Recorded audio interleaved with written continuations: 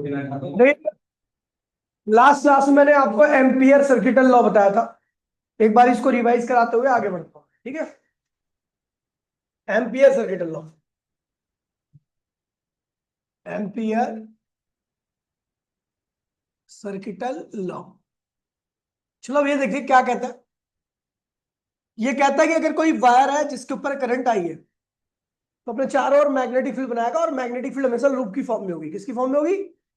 तो ये बन गई भैया मैग्नेटिक फील्ड। इस लूप को हम एम्पीरियल लूप भी कहते हैं, एम्पीरियल लूप। और एक और नाम होता है इसका मैग्नेटिक लूप, मैग्नेटिक लूप। अच्छा आपको बता दूं इसकी रेडियस क्या है? आर है। ये जो आर है ये वेरिएबल होता है, इसकी वैल्यू बढ़ भी सकती है घट भी सकती है। जब इस आर की वैल्यू को घटाओगे, कम करोगे, तो लूप का साइज क्या होगा? इतना हो जाएगा। और इस लूप पर मैग्नेटिक फील्ड की वैल्यू क्या होगी? स्ट्रांग रहेगी। और अगर आप इस रेडियस को बढ़ाओगे तो लूप का साइज बड़ा हो जाएगा, और यहां पर क्या होगी? मैग्नेटिक फील्ड की वैल्यू क्या होगी? कम हो जाएगी। ठीक है। कहते हैं क्या एम्पियर सर्किटल लॉ? आपको याद होगा ये लूप है, और लूप के किसी भी पॉइंट की यदि आपको मैग्नेटिक फील्ड बतानी होगी, क्या करोगे? लूप के किसी भी पॉइंट की यदि आपको मैग्नेटिक फील्ड बतानी है तो आप उस पॉइंट पर, मान लीजिए पी पॉइंट है, आप चाहते हो कि इस पॉइंट की मैग्नेटिक फील्ड की डायरेक्शन क्या होगी, तो आप क्या करोगे? यहां पर टेंजेंट खींचोगे। क्या करोगे? ये है मैग्नेटिक फील्ड, कहां पर? कहां की? पी की। ओए, ये मैग्नेटिक फील्ड कहां की है? पी की। ठीक है। और इस लूप का एक, खड़ा हो इधर आ जाओ, खड़ा हो। अरे तू आ जा भाई, अरे तू आ। नैतिक, आखिरी बार बोलूंगा, ये फ्रेंडशिप डे निकलता रहेगा, फेल हो जाएगा बेकार में, काम गई।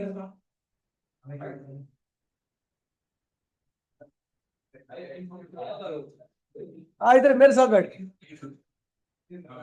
बोलिए मत, फिर ध्यान रखियो। तो अगर मैं पी पॉइंट की बात करूं, तो पी पॉइंट की यदि मैग्नेटिक फील्ड की डायरेक्शन दिखानी है आपको, तो आप उस पॉइंट पर क्या करते हो? टेंजेंट ड्रॉ कर देते हो। ठीक है। अच्छा, पी पॉइंट का जो साइज होगा बहुत छोटा होगा। जिसका साइज छोटा होता है उसको हम कहते हैं एलिमेंट। क्या कहते हैं? एलिमेंट। इस एलिमेंट की लंबाई क्या है? डीएल है। क्या है? इस एलिमेंट की लंबाई क्या है? डीएल है। तो जब मैं बी इंटू में डीएल करता हूं, बी इंटू में, आपको बता दूं बी और डीएल दोनों वेक्टर क्वांटिटी होती है। बी भी वेक्टर क्वांटिटी और डीएल भी वेक्टर क्वांटिटी। डीएल क्या है? छोटा सा एलिमेंट है। जो भी एलिमेंट छोटा होता है उसकी शेप कैसी होती है? स्ट्रेट होती है। और हर स्ट्रेट चीज क्या होती है? वेक्टर क्वांटिटी होती है। डिस्प्लेसमेंट स्ट्रेट होता है इसलिए वेक्टर है। ये भी स्ट्रेट है इसलिए ये भी क्या होगा? वेक्टर होगा। तो यानी हमने दोनों वेक्टर की मल्टीप्लाई कर दी। बी क्या है? बी क्या है? और डीएल क्या है? एलिमेंट की लेंथ, उस एम्पीरियल लूप के एलिमेंट की लेंथ। एलिमेंट का मतलब स्मॉल पार्ट। क्या है? और कैसा होता है? छोटी चीजें क्या होती है? स्ट्रेट होती है। इसको अगर मैं देखूं तो इसको कहते हैं line integral, integral of magnetic field. इसे क्या कहते हैं? Line integral of magnetic field. DL क्या है? लाइन है। इंटीग्रल मतलब गुणा करना होता है, ठीक है, ऑफ मैग्नेटिक फील्ड। तो इसे पढ़ते हैं line integral of magnetic field. Amperian circuital law कहता है कि यदि मैं पूरे लूप के साथ ऐसा कर दूं, पूरे लूप मतलब कि जैसे इस पॉइंट पर किया वैसे अगले पॉइंट पर, वैसे अगले पॉइंट पर, हर पॉइंट पर ऐसे कर दिया जाए, और सबको जोड़ दिया जाए। हर पॉइंट के बी लिए, हर पॉइंट का बी लीजिए, उस पॉइंट का एलिमेंट लीजिए, गुणा कीजिए। अगले पॉइंट का बी लीजिए, एलिमेंट लीजिए, गुणा कीजिए। हर पॉइंट के साथ ऐसा कीजिए और सबको जोड़ दीजिए। आपको बता दूं एक लूप के अंदर एलिमेंट की संख्या इनफाइनाइट होती है। क्या होती है? और इनफाइनाइट चीजों को जोड़ने के लिए आप नॉर्मल एडिशन नहीं, इंटीग्रेशन का इस्तेमाल करते हो, याद है? तो जब मैं ऐसा पूरे लूप के साथ करता हूं और सारे एलिमेंट को जोड़ देता हूं, कैसा लूप है ये? क्लोज लूप है। तो यहां पर आप ऐसा भी लगा सकते हो, ये बताता है क्लोज लूप को आप इंटीग्रेट कर रहे हो। तो जब ये सारों को जोड़ा जाता है तो रिजल्ट आता है म्यू नॉट आई। म्यू नॉट, म्यू नॉट क्या है? इस लूप के बीच का मीडियम, इस लूप के, आपको पता है लूप के बीच में क्या है? स्पेस है, स्पेस की जो परमिएबिलिटी होती है म्यू नॉट होती है। अब इनटू में आई, आई कौन सा करंट है? जो इस लूप के अंदर जो वायर जा रहा है उसके ऊपर जो करंट है। समझ गए भैया? तो ये कहता है, सुन लीजिए, एम्पियर रिटल लॉ कहता है, according to, according to Ampere circuital law, the total line integral of magnetic field, यानी सारे बीडीएल का, ये क्या है? टोटल लाइन, ये क्या है? ये क्या है दिव्या? ये क्या है? बीडीएल क्या है? ये line integral of magnetic field है। लेकिन ये क्या है? ये total line integral of magnetic field है। क्या है? तो भैया कहता है कि according to Ampere's circuital law, the total line integral of magnetic field is always equals to mu naught times of the current. ये कौन सा करंट है दिव्या? ये कौन सा करंट है? ये वो करंट है जो लूप के अंदर जो वायर है उसके ऊपर वाला करंट। समझ गई? समझ गए? चलो अब इसको मैं एग्जांपल देता हूं। मान लीजिए, एक एग्जांपल दे रहा हूं मैं आपको, एक एग्जांपल दे रहा हूं मैं आपको। एक वायर है, इसके ऊपर करंट क्या? 10 एम्पियर है। क्या है? 10 एम्पियर। इसने एक मैग्नेटिक लूप क्रिएट किया, यानी एम्पीरियन लूप क्रिएट किया। ठीक है। मैं चाहता हूं कि इसका टोटल लाइन इंटीग्रल लिखूं, यानी बीडीएल लिखूं। आपको बता दूं बी भी वेक्टर क्वांटिटी है, डीएल भी वेक्टर क्वांटिटी है। तो किसके बराबर आएगा? म्यू नॉट 10 के बराबर आएगा। म्यू नॉट, ये वो करंट है जो लूप के अंदर से जा रहा है। अब एक बात और ध्यान दीजिए कि हम देख रहे हैं बी क्या है? वेक्टर क्वांटिटी है। डीएल भी क्या है? लेकिन जो रिजल्ट आ रहा है वो तो स्केलर आ रहा है भाई। तो दो वेक्टर क्वांटिटी का प्रोडक्ट का रिजल्ट स्केलर आता है तो कौन सा प्रोडक्ट होता है? डॉट या क्रॉस? डॉट प्रोडक्ट होता है। तो इसको हम लिख सकते हैं बी डीएल, यहां पे डॉट लगा देना, म्यू नॉट आई, या आपको याद है ए डॉट बी वेक्टर किसके बराबर होता था? A vector dot b vector किसके बराबर होता था? A b cos theta. तो b vector dot DL vector किसके बराबर होगा? B dl cos theta. तो ये फॉर्मूला और बन गया आपका, b dl cos theta equals to mu naught i. अच्छा, कॉस थीटा क्या है? Angle in between, in between b vector and dl vector. कोई दिक्कत तो नहीं बेटा? ये हो गया एम्पियर सर्किटल लॉ। प्रूफ भी कुछ भी नहीं है। ठीक है, प्रूफ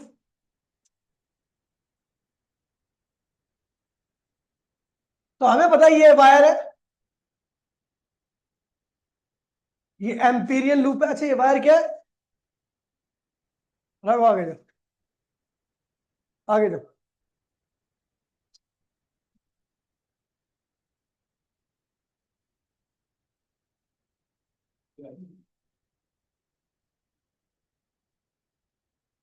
सुअर, तू भी आ गया, सुअर आ गया, उधर बैठ, उधर बैठ, उठो।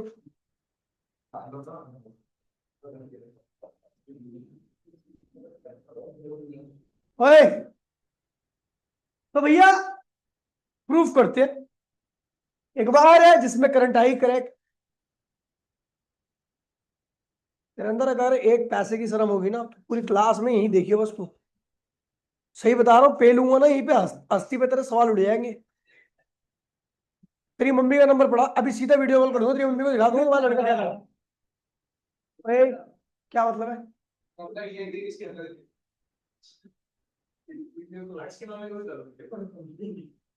शर्म आनी चाहिए, घर वालों की इतनी उम्मीद है कम से कम उनके।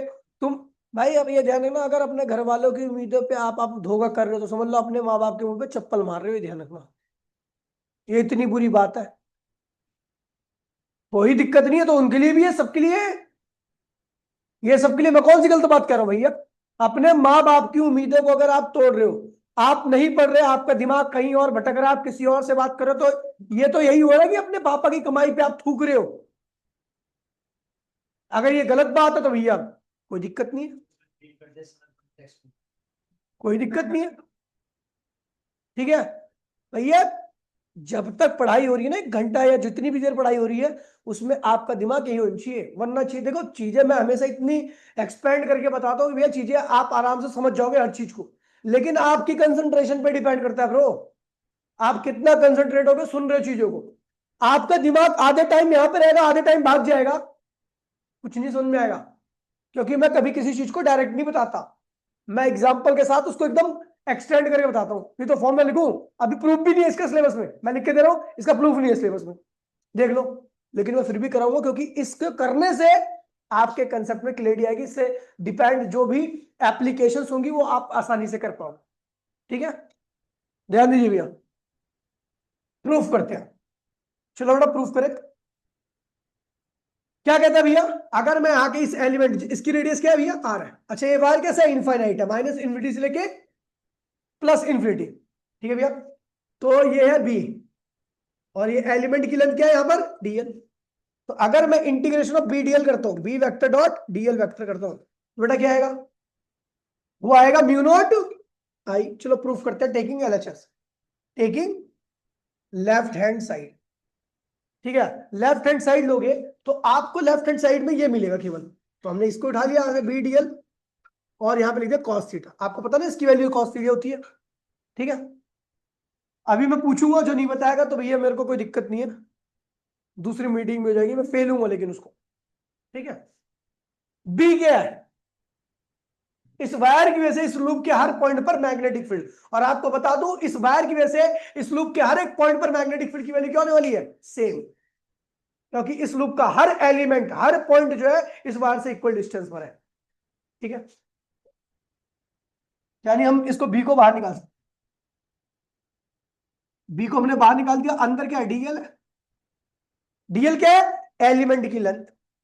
और कॉस थीटा क्या है, 0 डिग्री। क्योंकि आपको बता दूं कि जो एलिमेंट है उसकी डायरेक्शन भी यही है और मैग्नेटिक फील्ड की भी डायरेक्शन यही है, तो एंगल क्या होगा, 0। यहां पर लिख देता हूं, B vector parallel to DL vector, so theta equals में क्या होगा, 0 डिग्री। ठीक है, तो भैया देखिए बी डीएल और कॉस 0 1 होता है। अच्छा बी क्या है, इस वायर की आर डिस्टेंस पर मैग्नेटिक फील्ड। भैया एक इनफाइनाइट वायर है, अगर उसकी मैग्नेटिक फील्ड में आर डिस्टेंस पे देखता हूं, तो भैया उसकी वैल्यू क्या आती है, म्यू नॉट 4 पाई 2 आई अपॉन में आर। एक इनफाइनाइट वायर की, देखिए वायर की वजह से मैग्नेटिक फील्ड का फॉर्मूला क्या था, mu naught 4 pi I upon में r sine theta 1 plus sine theta 2, याद है।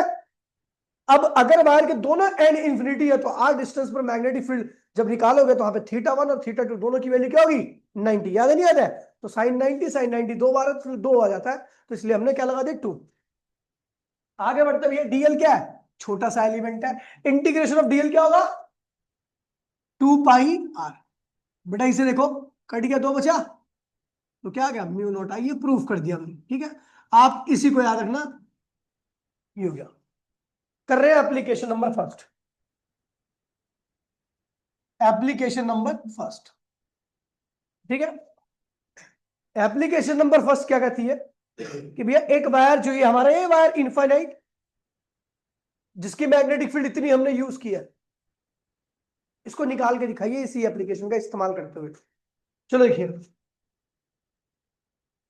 Magnetic field due to infinite long wire, infinite long wire है, उसकी वजह से आपको मैग्नेटिक फील्ड निकाल। लॉन्ग भी लिख दूं फिर भी समझ जाना इन्फिनिटी है, क्योंकि लॉन्ग और इनफाइनाइट, लॉन्ग कितना लॉन्ग भैया, बहुत लॉन्ग।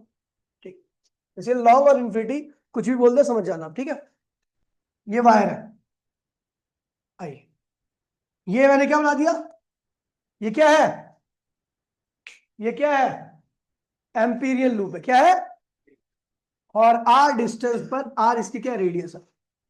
मुझे क्या लगाना है, एम्पियर सर्किटल लॉ का इस्तेमाल करके मुझे प्रूफ करना है कि एक वायर की वजह से मैग्नेटिक फील्ड जो होती है वो कितनी होती है, म्यू नॉट 4 पाई 2 आई अपॉन में आर। चलो प्रूफ करते हैं। हमने क्या ले लिया, यहां पर एक एलिमेंट ले लिया, लंबाई कितनी है एलिमेंट की, डीएल, और इसकी डायरेक्शन भी क्या है, ये रही, इसी डायरेक्शन में एलिमेंट है। अच्छा मुझे मैग्नेटिक फील्ड बतानी है, तो मैग्नेटिक फील्ड क्या होगी, ये रही, बी।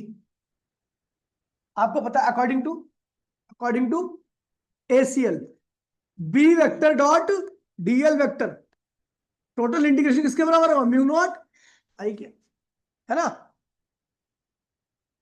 आपको पता है इस लूप के हर एक पॉइंट पर मैग्नेटिक फील्ड की वैल्यू क्या होने वाली है, सेम, क्योंकि भैया सबकी दूरी इस बार से क्या सेम है, तो बी को बाहर निकाल दीजिए।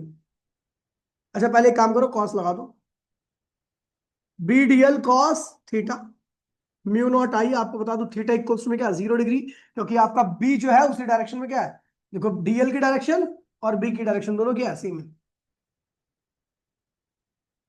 B vector parallel to DL vector.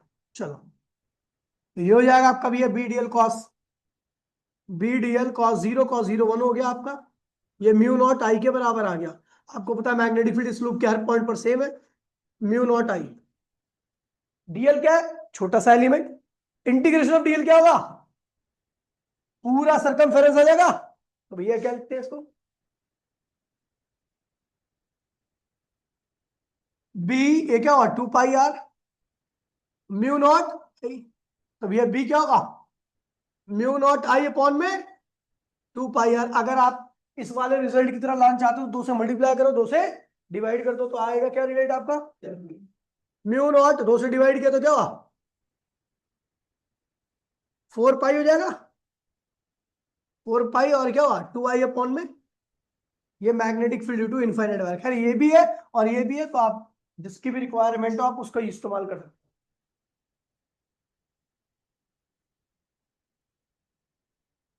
4 पाई, ठीक है भैया। तो ये magnetic field due to infinite long wire. अब देखिए भैया एक एप्लीकेशन है, खैर वो एप्लीकेशन क्या है, वो एनसीईआरटी का सॉल्व एग्जांपल है, 5 नंबर का, वो आएगा तो इस चैप्टर से कुछ नहीं आएगा, अकेला वही आएगा, और सबसे ज्यादा आने की संभावना वही होती है, ठीक है। क्या कह रहे भैया, application number 2, magnetic field due to long long straight current carrying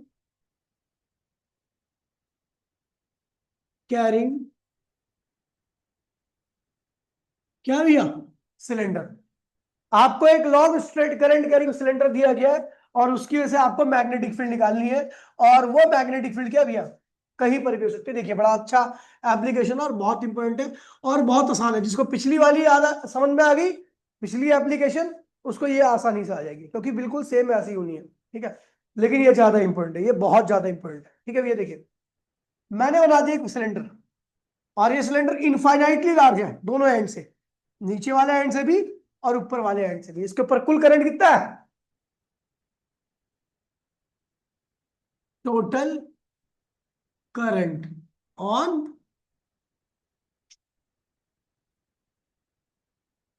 cylinder पे कुल करंट की वैल्यू कितनी है, आई। अच्छा इस सिलेंडर की रेडियस कितनी है, रेडियस ऑफ सिलेंडर, सिलेंडर की रेडियस कितनी है, आर।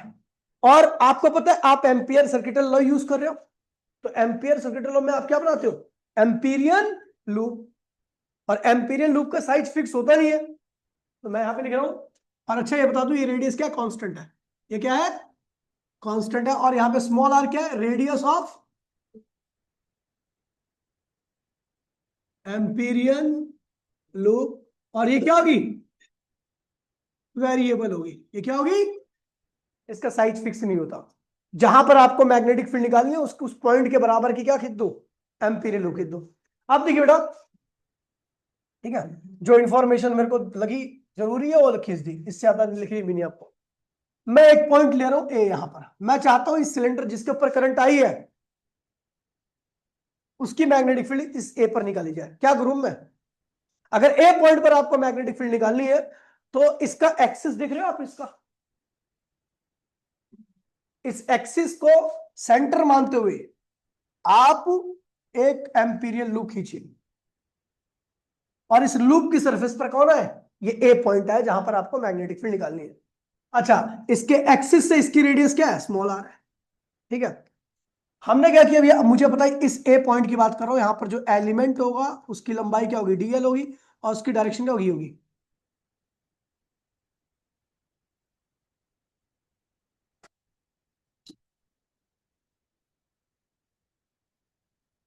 यहां पर जो लूप लिया मैंने उसकी लंबाई क्या डीएल है, और जो मैग्नेटिक फील्ड होगी वो भी क्या इसी दिशा में है। ठीक है बेटा, कोई दिक्कत तो नहीं है। चलो मैं बात करता हूँ एड पॉइंट ए। अब मैं at point A, at point A, at point A के लिए जो आपने एम्पीरियल लूप खींची है, ये आर क्या है, इसकी रेडियस है। किसकी रेडियस है, सिलेंडर की। और स्मॉल आर क्या है, एम्पीरियल लूप की रेडियस है। बोल क्या, प्लेन में रहती है मैग्नेटिक फील्ड, ऐसे टेढ़ी होकर के ऊपर नहीं आती, प्रॉपर्टी है।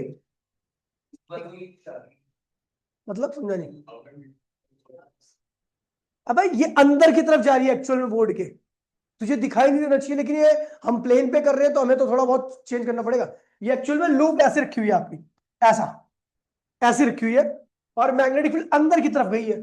अब अगर अंदर की तरफ होगा दिखेगा तो है नहीं आपको, इसलिए थोड़ी सी तिरछी बना रखी है मैंने। ठीक है, चलो भैया, तो एट पॉइंट ए की बात कर रहा हूं। ए पॉइंट पे अगर मैं निकालता हूं मैग्नेटिक फील्ड, तो यहाँ का जो एम्पीरियल लूप है उसका साइज जो है वो सिलेंडर की रेडियस से क्या है, बड़ा है। यहाँ पर एम्पीरियल लूप का जो साइज है वो सिलेंडर की रेडियस से क्या है, बड़ा है। चलो लगाते हैं एम्पियर लेटर लॉ, जिससे मैं पूछूंगा वही पर बताएगा। क्या कहता है, integration of B DL, dot लगाऊ ना, बराबर में म्यू नॉट। अच्छा, इस लूप ने कितना करंट एनक्लोज कर रखा है, तो इस लूप ने पूरे सिलेंडर को एनक्लोज कर रखा है, और सिलेंडर का पर कुल करंट कितना है, आई, है ना, हमने लिख दिया आई। अच्छा, आपको पता बी और डीएल के बीच में एंगल कितना है, 0 डिग्री का। यहां पर बता दो बी वेक्टर और डीएल वेक्टर दोनों एक दूसरे के पहले, इसलिए थीटा क्या होगा, 0। तो इसलिए हम क्या लिख देंगे, बी डीएल की वैल्यू सीधे लिख देंगे, इंटीग्रेशन ऑफ बी डीएल बराबर में म्यू नॉट आई, कॉस लगाने की आवश्यकता ही नहीं अपने को। ठीक है, मन हो गया। आपको पता है इस लूप के हर एक पॉइंट पर मैग्नेटिक फील्ड की वैल्यू क्या होगी, सेम होगी, क्योंकि इस लूप का हर एक पॉइंट इसके एक्सिस से इक्वल डिस्टेंस पर है। समझ में आई बात नहीं, हमने बी को बाहर निकाल दिया, डीएल बराबर में म्यू नॉट आई। तो बेटा आप देखिए, बी इक्वल्स में डीएल है, बी इक्वल्स में डीएल क्या है, एलिमेंट है, और इंटीग्रेशन ऑफ डीएल क्या होगा, 2 पाई, और क्या होगा, म्यू नॉट आई। तो बी क्या होगा, म्यू नॉट आई अपॉन में 2 pi r, that is the magnetic field due to long straight current carrying cylinder. कब, जब पॉइंट का है, सिलेंडर के बाहर है। हाँ हाँ सेम है बिल्कुल। अब एक वायर भी कैसा होता है आपका, सिलेंड्रिकल होता है ना, तो इसके भी ये भी सिलेंड्रिकल है, क्या दिक्कत है। अभी देख, अभी जब आगे बढ़ूंगा तब अलग केस लेने से, अभी बाहर की तरफ मतलब ये एक्ट एज अ वायर। चलो ये भी लिख देता हूं मैं, so it act as a wire, तो ये वायर की तरह बिहेव कर रहा है। ठीक है, जब पॉइंट सिलेंडर के बाहर रहेगा तो सिलेंडर कैसा बिहेव करेगा, वायर की तरह। ठीक है, और इसके जो आउटसाइड में मैग्नेटिक फील्ड होगी वो आर के क्या होगी, इनवर्सली आएगी। यानी इसका मतलब है अगर आप रेडियस को और बड़ा करते हो तो इसकी वजह से मैग्नेटिक फील्ड की वैल्यू क्या होगी, कम हो जाएगी। और बड़ा करते हो तो मैग्नेटिक फील्ड की वैल्यू क्या होगी, और ये आउटसाइड का सीन है इसलिए इनवर्सली लगा रखा मैंने।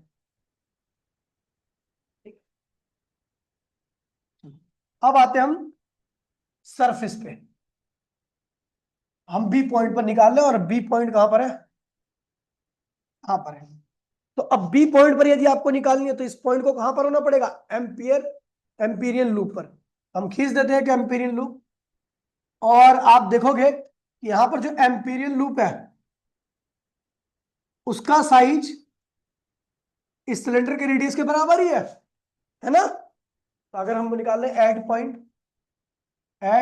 बी पर जब मैं निकाल रहा हूं तो यहां पर जो एम्पीरियन लूप का साइज है वो सिलेंडर की रेडियस के क्या है, बराबर है। ठीक है, निकाले मैग्नेटिक फील्ड, चलो करते हैं। तो इंटीग्रेशन ऑफ, आपको बता दूं यहां पर, अब मैं बार बार बना नहीं रहा वैसे, यहां की मैग्नेटिक फील्ड मान लीजिए बी लिख दिया यार, एक काम कर लो, पॉइंट का नाम चेंज कर देते हैं, इस पॉइंट को नाम देता हूं मैं, और इस पॉइंट को कोई और नाम दूंगा।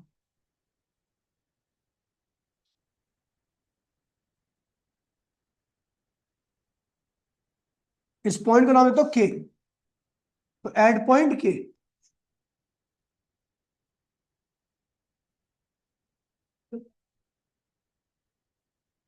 के ठीक है, इसको एल नाम देता हूं, ठीक है भैया, एड पॉइंट एल।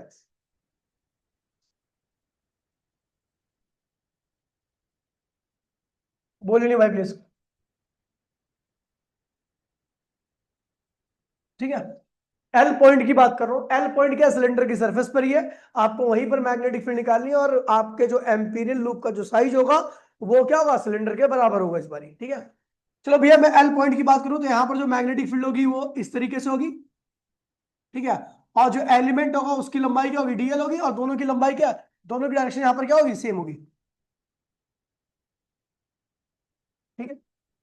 क्या कहता है एम्पीरियल सिलेंडर लॉ, बीडीएल, क्योंकि दोनों डायरेक्शन सेम है तो इसलिए बी और डीएल करूं सीधा, म्यू नॉट। अब भी पूरा करंट इसके अंदर से ही है, क्योंकि आपको पता है ये जो लूप बना है ना वो इसकी सरफेस पे बना है, अगर लूप सरफेस पे है तो सिलेंडर अंदर से होगा, सारा करंट भी क्या होगा उस लूप के अंदर ही होगा, तो इस बार भी क्या होगा, पूरा करंट ही आएगा। आई, तो आपको पता है इस लूप की सर, इस लूप के हर एक पॉइंट पर मैग्नेटिक फील्ड की वैल्यू क्या होने वाली है, सेम होने वाली है। हम क्या लिखे इसको, डीएल बराबर म्यू नॉट आई। डीएल क्या है, एलिमेंट है इस लूप का, किस लूप का, जो कि इसकी सरफेस में खींची है। इंटीग्रेशन ऑफ डीएल क्या होगा, क्या होगा, 2 पाई कैपिटल आर हो जाएगा, स्मॉल आर जो है कैपिटल आर के बराबर है, और ये म्यू नॉट आई, तो बी इक्वल्स टू में म्यू नॉट आई अपॉन में 2 पाई आर। और आपको बता दूं भैया, ये मैक्सिमम वैल्यू है, ये क्या है, मैक्सिमम वैल्यू ऑफ करंट है, सॉरी मैग्नेटिक फील्ड है, यानी एक सिलेंडर की सरफेस पे सबसे ज्यादा मैग्नेटिक फील्ड होती है। क्यों होती है अभी आपको और अच्छे पता लग जाएगा जब मैं अंदर की तरफ जा रहा हूं, ठीक है। अब मैं अंदर की तरफ जा रहा हूं,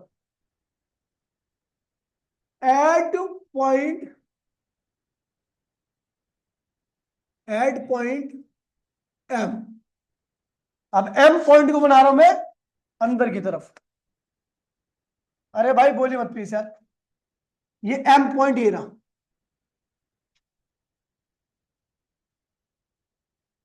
ये एम पॉइंट क्या है, सिलेंडर के अंदर है इस बारी। और आपको पता है एम पॉइंट पर यदि आपको मैग्नेटिक फील्ड निकालनी है तो आपको क्या करनी पड़ेगी, इस पॉइंट को एम्पीरियल लूप पे लाके रखना पड़ेगा, हमने खींच दिया है एम्पीरियल लूप, और इस एम्पीरियल लूप की रेडियस क्या है, आर। मान लीजिए मैग्नेटिक फील्ड अगर होगी भी, तो मैग्नेटिक फील्ड क्या होगी, इस एम पे यार, मन नहीं लग रहा क्या तेरा सुअर, ये हो गया बी, और ये एलिमेंट क्या होगा, डीएल, और ये पॉइंट क्या है, एम। समझ गया, चलो भैया, at point M, M point में जो आपने एम्पीरियल लूप खींची है उसकी रेडियस क्या है, सिलेंडर की रेडियस से कम है। एम पॉइंट पे जो आपने एम्पीरियल लूप खींची है उसकी रेडियस क्या है, सिलेंडर की रेडियस से कम है। चलो भैया अब देखते हैं, according to, according to,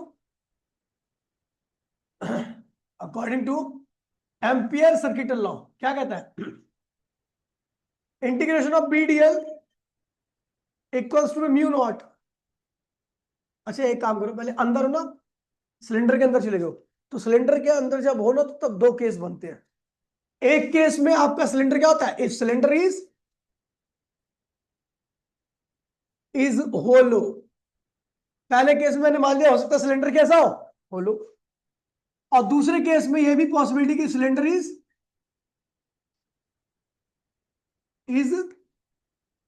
valid अंदर से। चलो होलो वाले केस को करते हैं, तो होलो वाले केस को करने के लिए बड़ा आसान है, इसमें कोई दिमाग लगाने की आवश्यकता ही नहीं है। क्या कहते हैं भैया, इंटीग्रेशन ऑफ बीडीएल इसके बराबर होगा mu naught current enclose, current enclosed bye Amperian loop, यही है ना। कौन सा करंट लेते हैं यहाँ पर म्यू नॉट के साथ? वो करंट जो एम्पीरियल लूप के अंदर से पास कर रहा है। अब एक चीज देखिए, बी और डीएल ये दोनों वेक्टर क्वांटिटी है, और लूप के केस में बी और डीएल दोनों क्या होते हैं? सेम डायरेक्शन में होते हैं। तो लूप के केस में ध्यान रखना, सर्कुलर लूप होगा तो बी और डीएल दोनों क्या होंगे? सेम डायरेक्शन में होंगे। तो क्या होगा? बी बाहर आएगा, डीएल अंदर रहेगा, म्यू नॉट। आपको बताऊं, ये सिलेंडर जो है अगर होलो है तो अंदर क्या इस लूप के कोई मीडियम होगा? अगर ये सिलेंडर होलो है तो ये जो लूप मैंने बनाया है, क्या इसके अंदर कोई मीडियम होगा? होगा? अब होलो सिलेंडर के अंदर कोई मीडियम ही नहीं होता भाई, स्पेस होता है, और स्पेस के अंदर करंट फ्लो नहीं कर सकता। इसका मतलब इस लूप के अंदर से कोई करंट पास ही नहीं कर रहा अगर सिलेंडर होलो है तो। समझ गए? तो भैया यहां पर जो एनक्लोज करंट होगी उसकी वैल्यू क्या होगी? सीधा जीरो। तो अगर बी इक्वल्स टू में ये 2 पाई आर जीरो, तो मैग्नेटिक फील्ड क्या होगी? जीरो अपॉन में 2 पाई आर, और ये क्या आ गया? जीरो। इसका मतलब एक होलो सिलेंडर के अंदर किसी प्रकार की कोई मैग्नेटिक फील्ड नहीं होती है। समझ गया? अब हम ले रहे हैं इस सिलेंडर इज सॉलिड।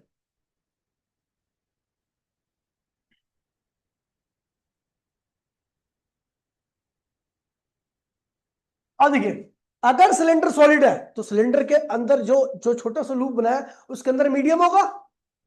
अगर सिलेंडर अंदर सॉलिड है तो जो लूप बनाया उसके अंदर क्या होगा? मीडियम होगा। ये मैंने छोटा सा लूप बनाया, इसकी रेडियस क्या है? आर है, और यहां पर मेंशन कर दिया कि आर जो है वो लेस देन है कैपिटल आर से, मतलब आप अंदर की तरफ, और इसके अंदर मीडियम होगा। अच्छा, इसका एरिया कैसे निकल जाएगा आपको पता है? एरिया क्या होगा? पाई आर स्क्वायर। बोलो हाँ।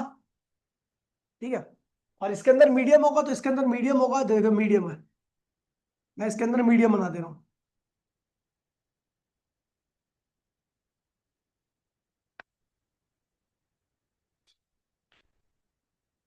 इसके अंदर ये मीडियम है,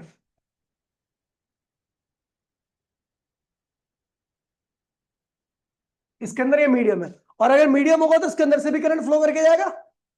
करंट की वैल्यू कितनी होगी? अच्छा, आपको पता होगा वी नो, मैंने माना इसके अंदर से जो करंट पास कर रहा है वो कितना है? आई डैश है। कितना करंट है? इस छोटे वाले लूप के अंदर से जो करंट कुल जा रहा है कितना है? आई डैश है। तो आपको पता है वी नो, अगर याद होगा तो करंट डेंसिटी क्या होता है? करंट अपॉन में, करंट कितना है? आई डैश, और एरिया कितना है? पाई आर स्क्वायर। करंट डेंसिटी यही फॉर्मूला होता है। हम जानते हैं ये जो पार्ट है ये किसका पार्ट है? Part of cylinder. और सिलेंडर का जो अगर ये पार्ट है तो करंट डेंसिटी हम जानते हैं, करंट टोटल करंट अपॉन में टोटल एरिया भी होता है। टोटल करंट क्या है? आई, और टोटल एरिया क्या है सिलेंडर का? पाई आर स्क्वायर। कोई दिक्कत तो नहीं है?